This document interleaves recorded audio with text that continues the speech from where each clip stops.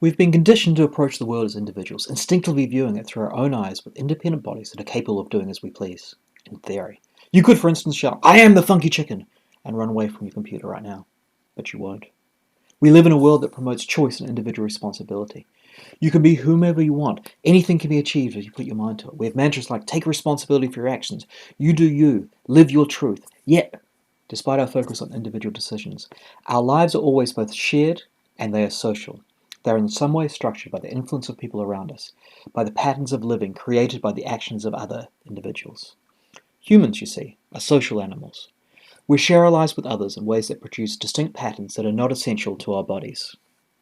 A ferret, for instance, simply ferrets. It behaves according to its biological makeup. There is very little which is natural about human behavior. We are much older and much more complex than ferrets.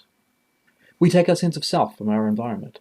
Asking the question, who am I, produces a list of social categories. Woman, American, lacrosse player, etc. We also live in tight social groups that socialize us, making social behaviors feel natural, feel instinctive. You might find this out when you move into college dorms and realize that stuff that seemed natural in your family home is considered very weird outside of it.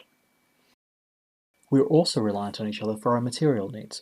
Our bodies have needs, sure. We need water, we need food, we need warmth. But how we meet those needs is socially determined through complex economic systems that create and reproduce divisions between humans, which have little to do with their individual choices. For example, if you're trying to buy a house, you enter into a housing market that is out of your control. In basic terms, sociologists call the economy a social structure. Other social structures include gender, sexuality, and race. Studying these social structures is the stuff of sociology. Social structures are embedded in and by institutions, such as schools and the police. When we discuss institutional racism, for instance, we're referring to a form of discrimination that would exist whether or not there are racist individuals within the institution or not. While we think of this kind of behavior as social rather than natural, history shows that it's literally easier to move mountains than it is to shift ingrained human patterns. So, in the shared human experience, we produce remarkably consistent behavioral patterns that cannot be explained by mere biology. Just try to break some simple social norms like standing with your back to the door in an elevator, and you can feel the pressure of social expectation. That you can break social norms, however, demonstrates that there is always a possibility of resistance in transforming social structures. Sociologists do not think of people as mere puppets.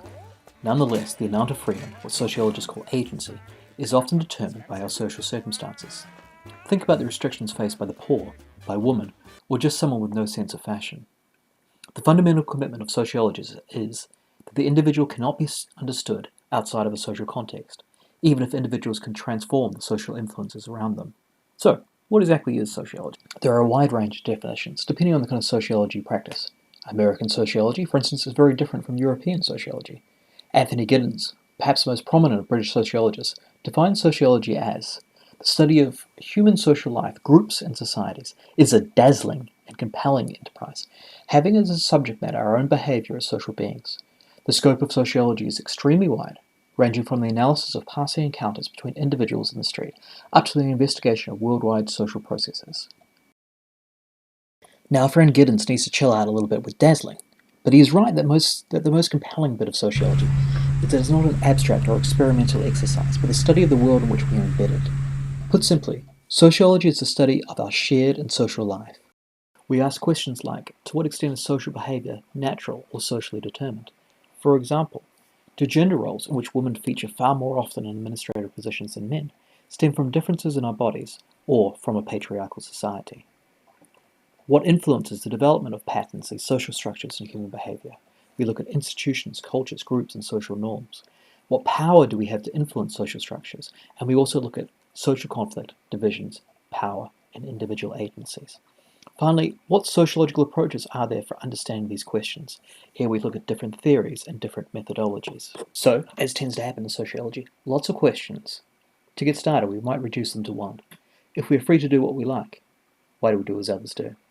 Of course, sociology gets far more complicated than that, unless you happen to be studying a society of ferrets.